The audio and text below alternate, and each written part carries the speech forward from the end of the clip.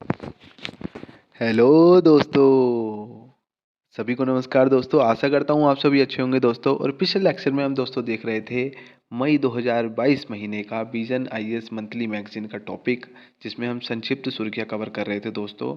उसी श्रृंखला में मैं आपको पढ़ा रहा था कि जो जजों की नियुक्ति है कैसे होती है ना, कौन करता है, क्या प्रक्रिया है और क्या पृष्ठभूमि रही है कॉलेजियम प्रणाली से संबंधित। क्योंकि कॉलेजियम प्रणाली मेंस के पॉइंट ऑफ व्यू से भी और प्रीलिम्स के पॉइंट ऑफ व्यू से भी काफ़ी महत्वपूर्ण हो जाती है।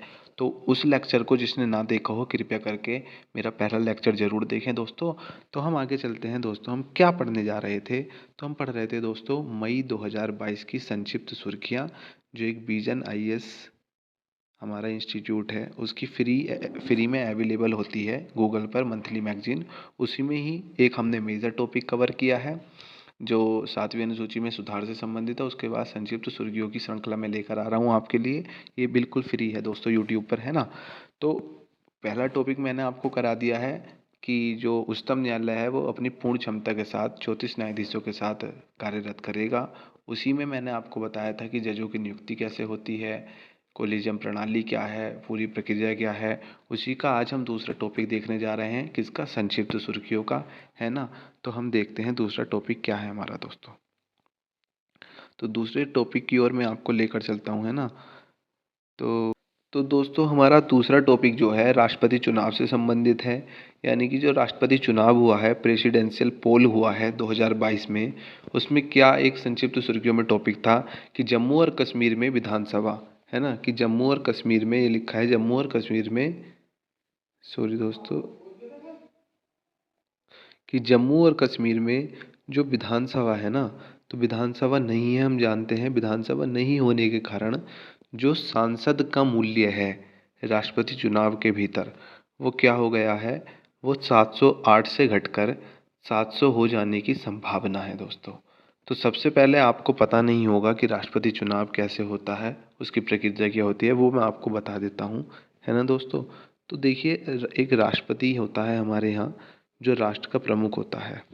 राष्ट्रपति जो राष्ट्र का प्रमुख होता है ना, उसका चुनाव होता है, इलेक्शन होता है। तो उसमें एक निर्वाचक मंडल होता है ना, उसमें एक निर्वाचक मंडल होता है।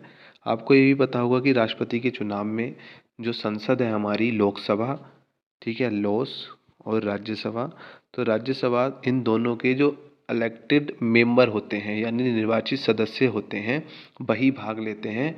और सभी विधानसभाओं के, सभी राज्य मंडल, मतलब राज्य विधानमंडल के निर्वाचित सदस्य उसमें भाग लेते हैं। और उन सभी से मिलकर एक निर्वाचक मंडल बनता है। और हाँ, जो दिल्ली और पुडुचेरी की विधानसभाएं हैं उनके भी निर्वाचित सदस्य उसमें भाग लेते हैं दोस्तों। ये क्वेश्चन कई बार आता है। जैसे वो आपसे पूछ लेगा कि विधान परिषद के सदस्य भाग लेते हैं नहीं लेते, तो वो नहीं लेते हैं भाग, है ना। तो राष्ट्रपति के चुनाव में एक निर्वाचक मंडल होता है, तो उसमें एक विधायक के मत का मूल्य होता है और एक सांसद के मत का मूल्य होता है। तो इसी के रिगार्डिंग ये टॉपिक हमारा चल रहा है कि मतलब कि, तो दोस्तों उसी में हमारा क्या होता है, विधानसभा के जो सदस्य होते हैं उनको विधायक कहते हैं। तो एक विधायक के मत का मूल्य मैं आपको बता देता हूँ कि एक विधायक के मत का मूल्य हम कैसे निकालते हैं। विधायक के मत का मूल्य आप इसको ध्यान रखेंगे दोस्तों, है ना। बड़े ही प्यार से, बड़े ही आराम के साथ मैं आपको बताने जा रहा हूँ। जैसे कि कोई भी राज्य है, मान लीजिए मैं उत्तराखंड का रहने वाला हूँ, तो उत्तराखंड की टोटल जनसंख्या और उसमें जितनी भी विधानसभा सीटें जैसे 70 हैं, तो 70 से भाग करके हम एक विधायक के मत का मूल्य निकाल सकते हैं। अब आप समझ लीजिए कि जब जम्मू कश्मीर में विधानसभा नहीं होगी तो वहाँ पे विधायक के मत का मूल्य नहीं होगा, है ना। इतना आप समझ रहे हैं। अब हम क्या है समझेंगे कि जो एक सांसद के मत का मूल्य है, सांसद के मत का मूल्य है वो कैसे निकलता है। तो सांसद के मत का मूल्य निकालने के लिए जैसे सारे जो हमारे स्टेट हैं उनमें विधायक के मतों का मूल्य आएगा, तो उन सबको ऐड कर लेते हैं, ठीक है, उनको ऐड कर लेते हैं और उससे भाग कर देते हैं जितने भी सांसदों की संख्या है ना, जितने भी मतलब कि लोकसभा के और राज्यसभा के जितने भी सांसद हैं उनकी संख्या से भाग कर देते हैं। तो एक सांसद के मत का मूल्य आ जाता है राष्ट्रपति चुनाव के लिए, है ना। अब मान लीजिए जम्मू कश्मीर का जब ख़त्म हो गया तो सांसद के जो मत का मूल्य है वो कम हो जाएगा ना। तो यही जो है हमारा चर्चा का विषय बना हुआ है ये, कि जो जम्मू और कश्मीर में विधानसभा नहीं होने के कारण संसद सदस्य यानी सांसद के वोट का मूल्य राष्ट्रपति चुनावों में 708 से घटकर 700 हो जाने की संभावना है। आगे क्या कहा गया है कि राष्ट्रपति चुनाव में एक सांसद के वोट का मूल्य ये लिखा है राज्यों तथा केंद्र शासित प्रदेशों की विधानसभा में निर्वाचित सदस्यों की संख्या पर निर्धारित करता है। ये मैंने आपको पीपीटी में दिखाया तो दोस्तों ये तो कंसेप्ट की बात हो गई। अब कुछ फैक्चुअल दे रखा है कि वर्ष 1997 के राष्ट्रपति चुनाव के बाद वोट का मूल्य 708 निर्धारित किया गया था, है ना। 1952 में प्रथम राष्ट्रपति चुनाव के समय 494 था। 1997 में राष्ट्रपति में यह मामूली से बढ़कर 496, उसके बाद 493, उसके बाद 576। तो ये कुछ फैक्चुअल्स ही हैं, ये नहीं पूछेगा प्रीलिम्स एग्जामिनेशन में, बस आपकी कंसेप्चुअल क्लियरिटी के लिए याद रखना ज़रूरी है। मतलब आप याद रख भी सकते हैं, नहीं बाकी कंसेप्ट जो जहाँ से क्वेश्चन आएगा वो मैंने आपको बता दिया है। अब हम चलते हैं, ये हो गया हमारा संक्षिप्त सुर्खी का दूसरा टॉपिक। अब हम चलते हैं तीसरे टॉपिक की ओर, वो है इंटर स्टेट काउंसिल यानी अंतर राज्य परिषद। ये भी आपने काफ़ी बार सुनी होगी। तो हम जानते हैं पहले अंतर राज्य परिषद क्या है ना।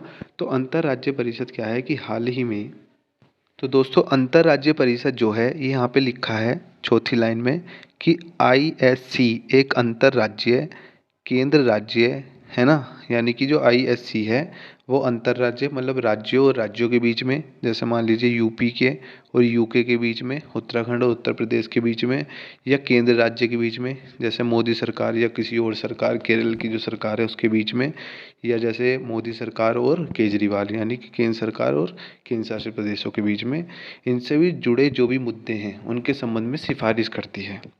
तो दोस्तों सिफारिश करने वाला निकाय है और इनकी सिफारिश बाध्यकारी नहीं होती है। ऑप्शन में ये पूछ सकता है कि क्या अंतर्राज्य परिषद की सिफारिश केंद्र और राज्य दोनों पर बाध्यकारी होती है? नहीं होती है, खाली वो सिफारिश कर सकता है अपने जुड़े हुए मुद्दों पर। यानी केंद्र से जुड़ा हुआ, केंद्र राज्य से जुड़ा हुआ मुद्दा, राज्य से जुड़ा हुआ मुद्दा, और केंद्र और राज्य से जुड़ा हुआ मुद्दा। अब क्या है कि लिखा है हमारे संविधान में कि अनुच्छेद 263 में ये बात कही गई है कि ऐसी परिषद की स्थापना करेगा राष्ट्रपति, यानी कि हमारे राष्ट्रपति ऐसी परिषद की स्थापना करेंगे। साथ ही वे परिषद द्वारा जो निष्पादित किए जाने वाले कर्तव्य हैं उनको भी बता सकते हैं, मतलब कि कौन से कर्तव्य जो हैं इस परिषद के द्वारा अपनाए जाएंगे, उसके बारे में भी अधिकृत करने का अधिकार किसको है? राष्ट्रपति को है। और अनुच्छेद 263 के तहत अंतर्राज्य परिषद का गठन कौन करेगा? राष्ट्रपति ही करेंगे हमारे, है ना। अब दोस्तों एक तो अनुच्छेद आ सकता है, अनुच्छेद राष्ट्रपति आ सकता है, बाकी मैंने बाध्यकारी बता दी। एक क्वेश्चन ये आ सकता है कि वर्ष 1990 में सरकारी आयोग की सिफारिश पर ISC का गठन किया गया था। तो कौन से आयोग की सिफारिश पर किया गया था? सरकारी आयोग की सिफारिश पर अंतर्राज्य परिषद का गठन किया गया था। और क्या आ सकता है दोस्तों, इसमें इसकी संरचना के बारे में आ सकता है ना, इसका स्ट्रक्चर क्या है? तो इसका जो अध्यक्ष होता है वो हमारे प्रधानमंत्री होते हैं, PM होते हैं। उसके बाद सभी राज्यों के मुख्यमंत्री और 6 केंद्रीय मंत्री, ये भूल जाते हैं 6 केंद्रीय मंत्री। देखो राज्यों के मुख्यमंत्री आपको याद रहेंगे क्योंकि केंद्र और राज्यों के बीच में कर रहा है, तो केंद्र के अध्यक्ष कौन होते हैं? एक तरीके से जो मेन अध्यक्ष होते हैं वो PM ही होते हैं। तो PM हो गए और सभी राज्यों के मुख्यमंत्री, 6 केंद्रीय मंत्री। उसके बाद जो केंद्र शासित प्रदेश हैं उनकी जो जहाँ जहाँ विधानसभाएं हैं जैसे दिल्ली और पुडुचेरी में, तो उनके CM। बाकी जहाँ नहीं हैं तो वहाँ के प्रशासक इसमें भाग लेते हैं। और इसकी जो समिति होती है, एक स्थायी समिति, ये मेन है। इसकी जो स्थायी समिति है उसके अध्यक्ष कौन होते हैं? केंद्रीय गृह मंत्री होते हैं, है ना। तो यहाँ से क्वेश्चन पूछ सकता है कि किसकी सिफारिश पर की गई थी अंतर्राज्य परिषद की गठन? तो सरकारी आयोग है। कौन से अनुच्छेद से संबंधित है? 263 से। कौन करता है? राष्ट्रपति करता है। कार्य क्या है कि केंद्र राज्य केंद्र शासित प्रदेशों के बीच में जो भी मुद्दे होते हैं उनसे संबंधित सिफारिश करने वाला निकाय है, और सिफारिश जो है बाध्यकारी नहीं होती हैं इनकी। तो ये 2 टॉपिक मैंने आज आपको कवर कराए दोस्तों। कमेंट करके ज़रूर बताइएगा कि ये वीडियो आपको कैसी लगी, है ना। और ज़्यादा से ज़्यादा इसको शेयर करिएगा दोस्तों। धन्यवाद।